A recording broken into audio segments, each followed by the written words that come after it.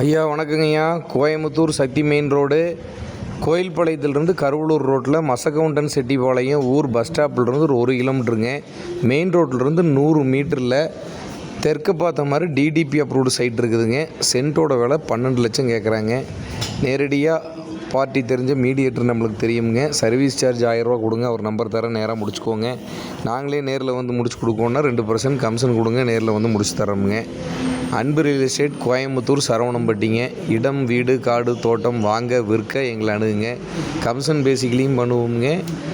Service charge வாங்கிட்டு நேரடி party நம்பரும் கொடுத்துருவோம், நேரடியாக தொடர்பு கொண்டுக்கலாமுங்க.